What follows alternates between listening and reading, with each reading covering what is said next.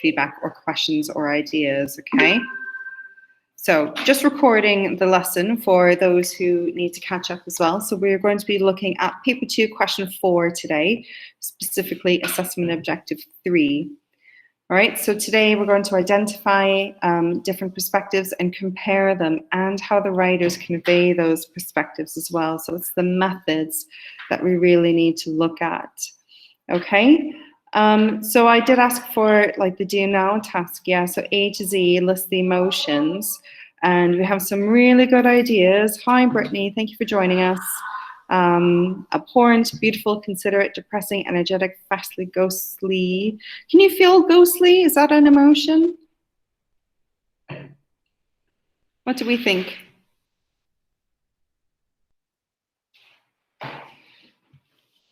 I'd maybe just check that one, Faisal, but you know, glad or greedy, something like that, okay? Hi, Malika, thank you for joining us, okay? Good, did anybody get emotions from like K onwards? I know K could be kind of a tricky one, but what about like L, M, N, O, P?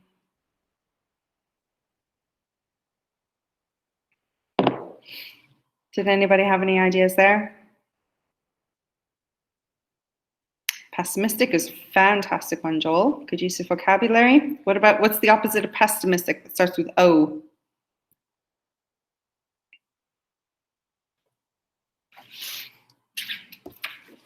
Optimistic, lovely, okay? Those are really good ones, okay? So I always find when you read a piece of writing and you're not quite sure, like, how do they feel about it, okay? So think, is it positive or negative, or is it optimistic, or is it being pessimistic about something, okay? And then you can start to develop your vocabulary just a little bit more, okay? So moving on, it is this part of the exam paper that we are focusing on today. All right, this is the only question that assesses how the writers present their viewpoints about something. Okay, but again, looking at how the writers do it, you're then to mimic it basically in question 5 as well. So we're going to be thinking about those bits today. So AO3 is focusing on attitudes, ideas, perspectives, and how they're conveyed. So what do you have to do? You have to identify their perspective or attitude. You have to pick out relevant evidence and comment on the method that the writer uses to show that attitude. That's essentially what this assessment objective is asking you to do. Okay, so question 2 and question 4 are quite easy to meld, we'll say, to get mixed up a little bit, but they're different assessment objectives. So question 2, as I've often said, is the kind of the what of the texts, so the objects within the text, whereas question 4, AO3, is kind of like how they feel about those objects and things, all right, is often the way to kind of get around it. So reading the text, we've all read The Death Zone and London Snow. So looking at you guys, I'm sure that you guys have attended the previous masterclass sessions as well. So you will be familiar with The Death Zone or London Snow, yeah? Okay, what I would like you guys to do is I have attached them so to the Google Classroom. It's in the next kind of assignment or materials bit. I'm pretty sure I have. Let me just double check really quickly. Do we have those texts? Yes, they are there. All right, and I put it as material. Great. So can we have a quick scan through then? Okay, Malika and Faisal and Warda. Can you guys do The Death Zone, please? And Joel and Aisha, can you guys do London Snow? Can you guys pick out some phrases that will help show their attitudes and feelings about extreme weather? Yeah?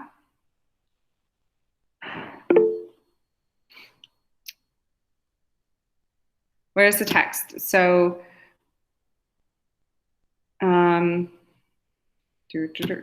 share this tab instead. It's in the Google Classroom. So paper 2 reading skills. There's the masterclass, the attendance question. Okay, and then underneath is the materials for it. Okay, it's that extract, that insert booklet there. Yeah? Do we have that?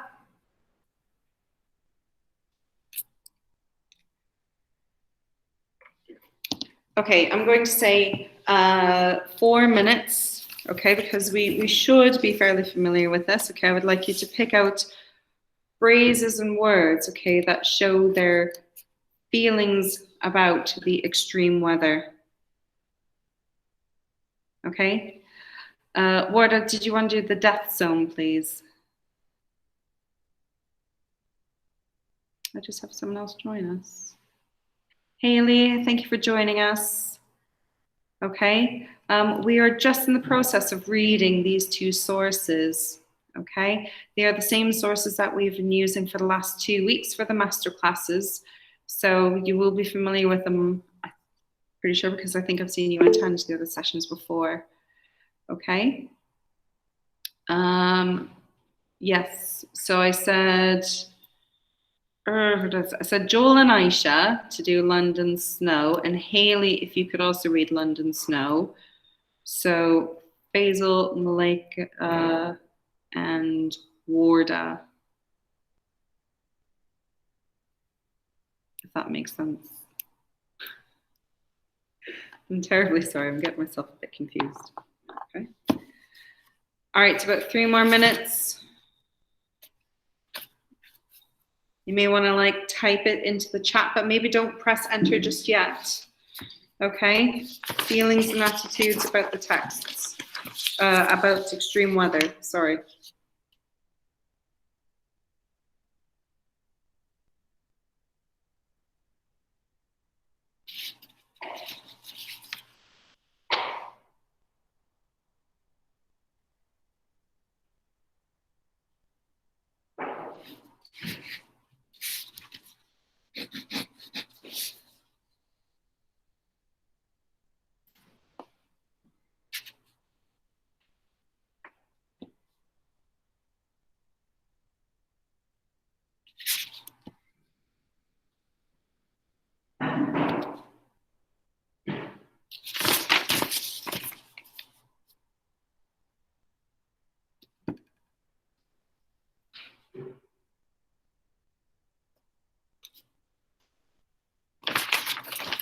And then also try to think, how do they feel about it? What vocabulary would you use?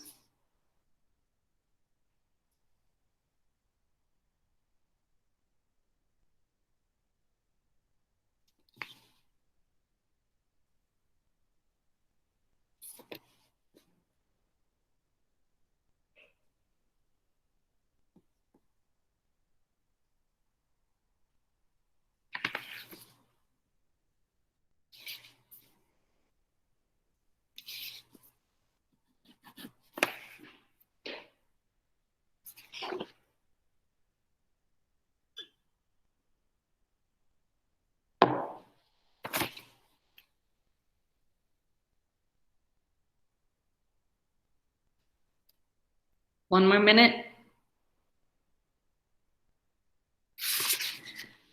Okay, so let's have some ideas then. So how do they feel about extreme weather in the death zone?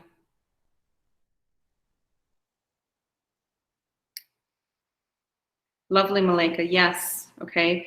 They are being courageous. They're being brave, being in such extreme weathers, and yeah, fighting for their lives. What type of word is fighting?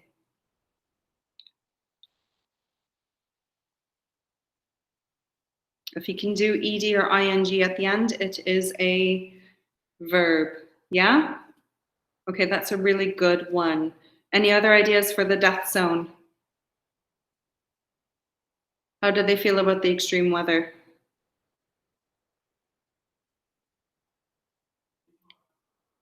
Basil, really good. Yeah, whipped into the camp, the use of personification. If I commented on the method, that's good too. All right, so how does he feel about that? Because what you're doing is the language analysis bit, and just for this question, what you just need to do is you just need to add on how the writers feel about it.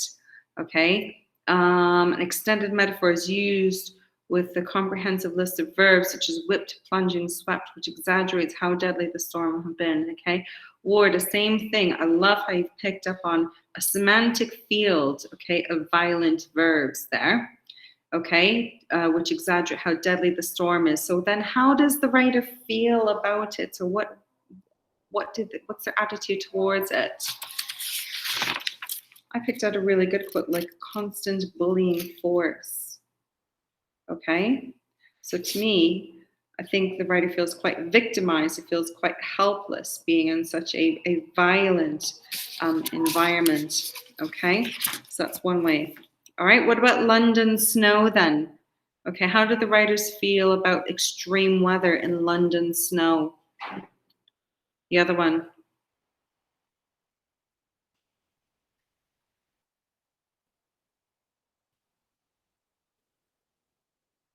Ideas?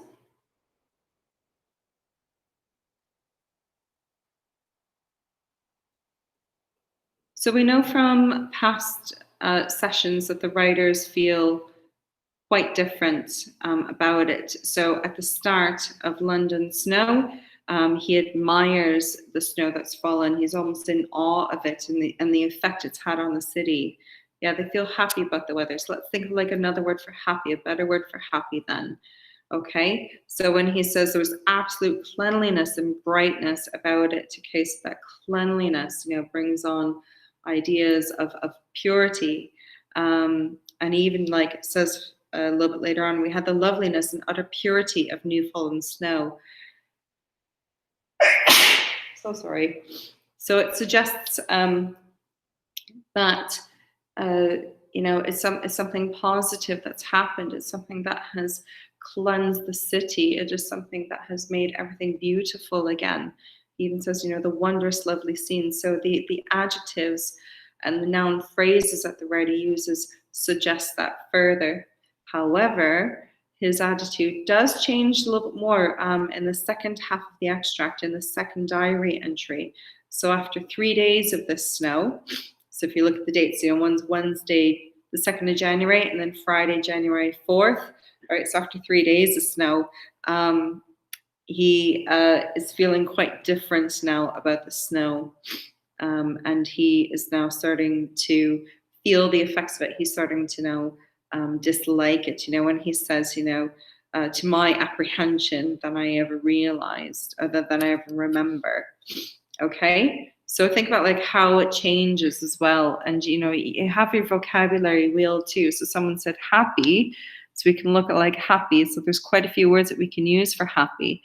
So does he feel playful or content or accepted or powerful or peaceful about it? Okay, so things that snow is a peaceful thing, a very joyful thing. Yes, good.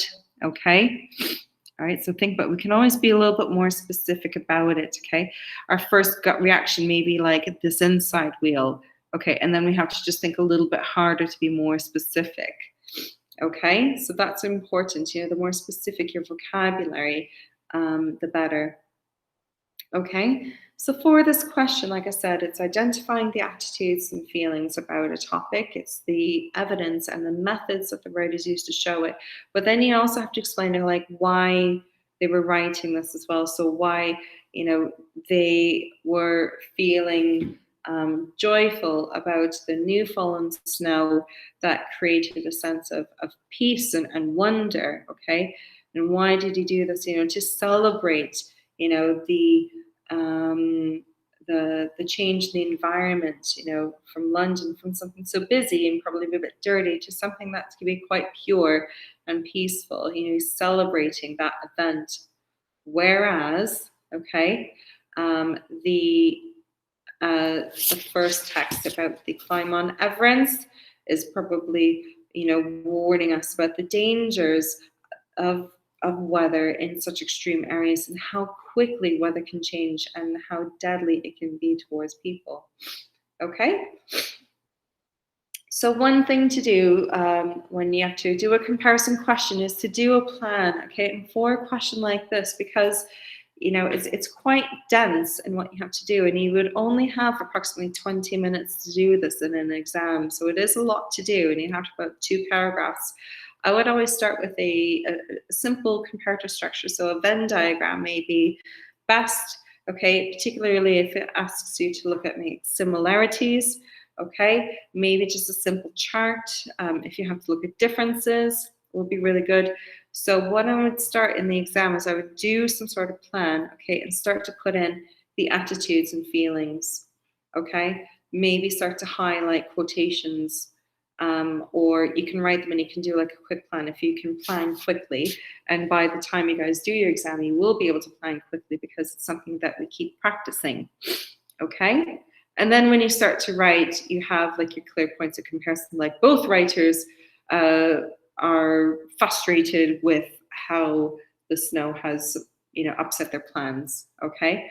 Or the two writers have different ideas and feelings about the snow. As source A, they feel victimized by it in the brutal conditions that it has, whereas in source B, the writer thinks the extreme snowfall is something wonderful. Okay, so it's about using those connectives as well to really link those ideas together. So this would be a typical exam question, okay? Compare how the writers convey their different perspectives on the extreme weather conditions, okay? That will almost always be worded that way. The only bit that's going to change is on that, okay? On the extreme weather conditions, on cycling, on surfing, on education, okay? On libraries, okay? It'll be the act that's in the texts, okay? It will have some bullet points here as well. So, compare the different perspectives on extreme weather, compare the methods, and support your response with references, okay? Those are fairly basic. They're not going to help you like structure paragraphs much, but they are there as a bit of a checklist about what to do. Have I commented on the perspective? Yes. Have I done methods? Yes. Have I included evidence? Of course I have, because my teachers have, drilled it into me from start to end, okay? So if you want to have a go at like this question, that is absolutely fine. And, feel free to email it to any teacher or to hand it in to any teacher, and we'll be happy to look at it for you.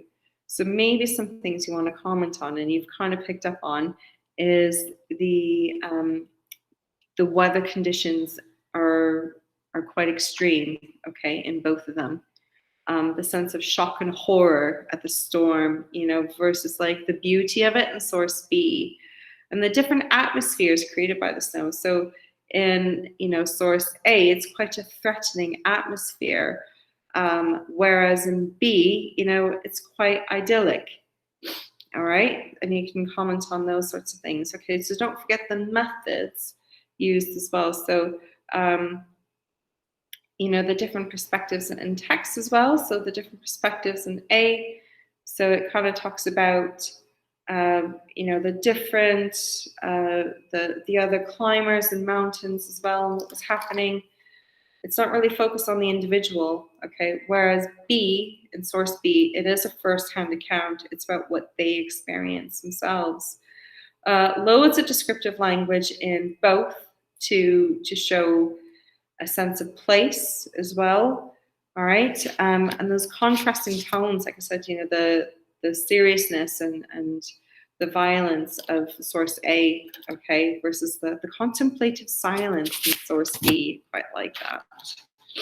Okay, so those are going to be some things that you will want to pick up on. You'll have to remember the what, how, why method. Okay, so to structure this response, think of like your topic sentence. So overall, source A shows this, whereas source B shows this. Focus on source A, and those of you who I've taught as well, I'll talk to you guys about like the burgers, the double-decker burgers. So you have like your top bun and have that comparative sentence that holds it all together. And then you move on to kind of your first layer of the burger. In source A, they show the viewpoint that it is a threatening and dangerous environment, okay? And the method that they use, this is your analysis bit. And then your connectives, like your middle bun, you kind of link your ideas and you start on the source B. Okay, and think about like why they do this, to emphasize the dangers of Mount Everest, to prepare the reader for, the dangers that may come. Reminds the reader that of just how insignificant we are in the world. We are at the mercy of nature almost all of the time, okay? So there's some model responses here as well. And just in the interest of time, I don't want to go through loads of them as well, but this will be on the Google Classroom afterwards if you'd like to look at it, okay?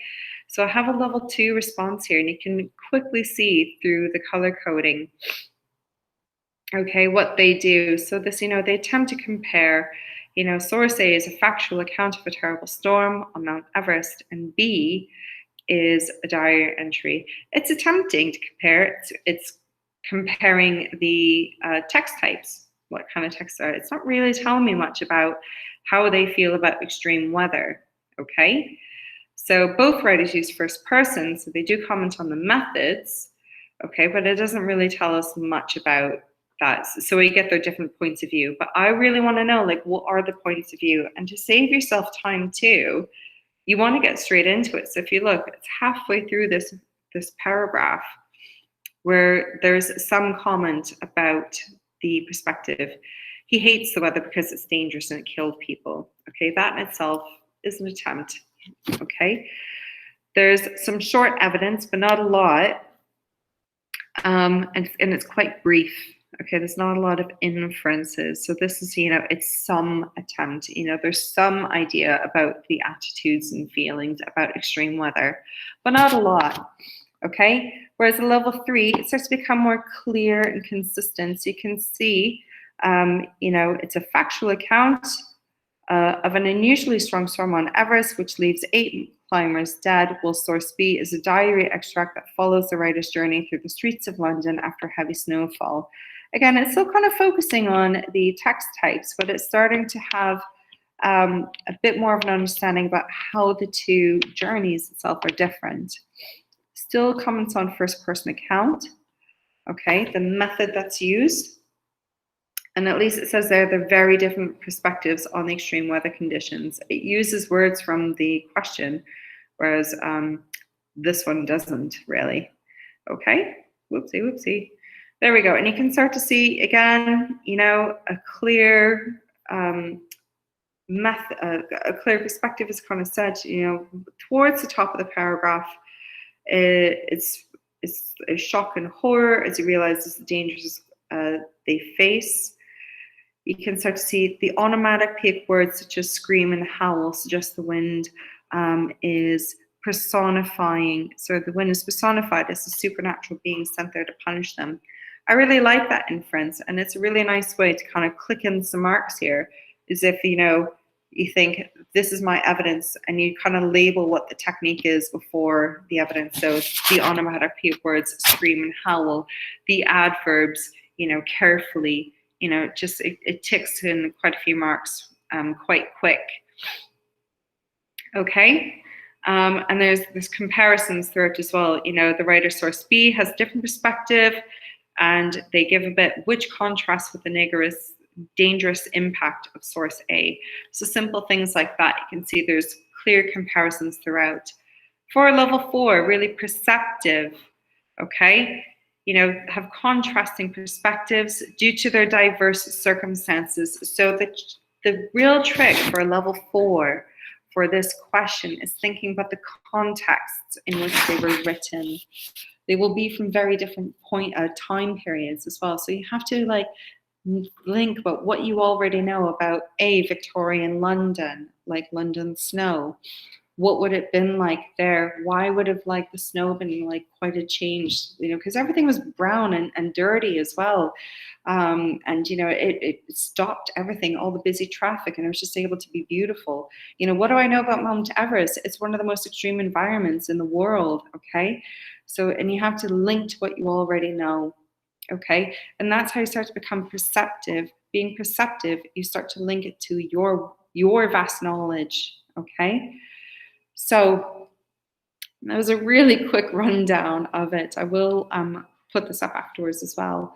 So if you wanted to have a go at it, you can have a go at this question as well. And there are some sentence starters there, or you can also think about you know, using this model too, okay? The what, the how, the why, okay? And like I said, those, we think about like a double-decker burger when you build up a comparative paragraph and you think about what you have to do. So all of these, are double-decker burger paragraphs. They talk about both sources all together, and the bit that like I really want to mark that can see where there's lots of color coding, that's like your big meaty patty, okay?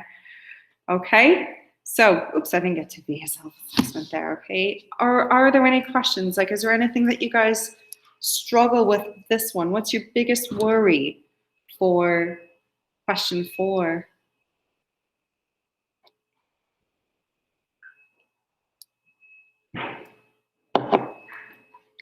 Are there any ideas? Like, I'm an examiner for this, and I've marked literally hundreds. So if you want to like just ask something or try something, maybe think like, do I think so Faisal, so linking both sources, so trying to find that common element between them, or is it using connectives?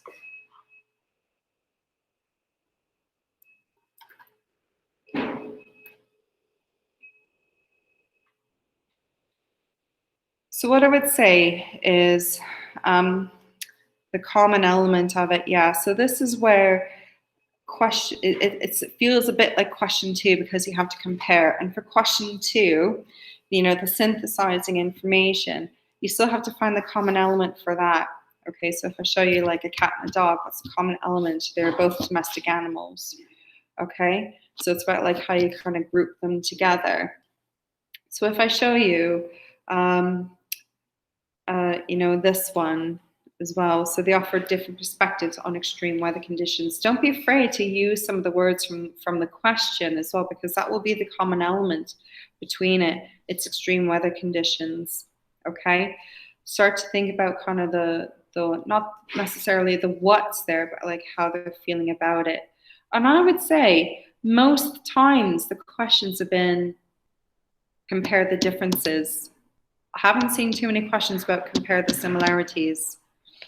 So in that regard, it's quite easy to pick out what is different about them, okay?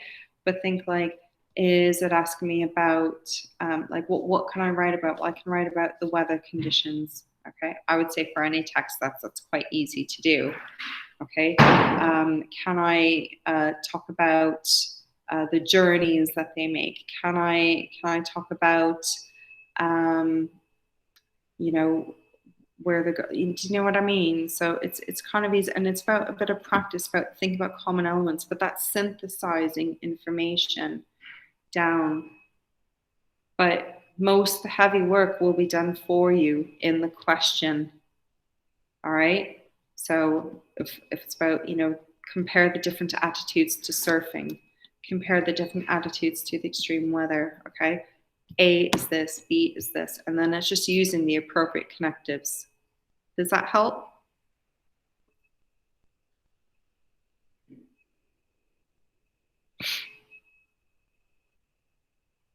Super.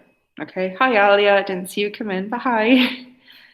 Okay, so yeah, it seems like a daunting question, and it's, when you have to think about their perspective about it, just think about how would they be feeling in this moment of writing about this, okay? And think about your own ideas. How would you feel in that situation? And I'd have to say probably about like 95% of the time you're going to be right, okay? So it is just about practicing your vocabulary wheels as well, like practicing your vocabulary. Okay. So it could be, think about happy. All right, can I list some other words for happy, something a bit more specific? Or, you just angry is a good one, right? Is it going to be angry? Yeah, it's a bit of a basic word. What are some other words I can use for angry as well? So it's about also practicing that vocabulary. Okay, that is a very, very quick rundown of paper 2, question 4, a very dense one to do, a hard one to do in half an hour. All right, but I do thank you guys very much for joining. I'm just going to stop the recording for this now. But I will stay online for another like 5-10 minutes if anybody does have any questions.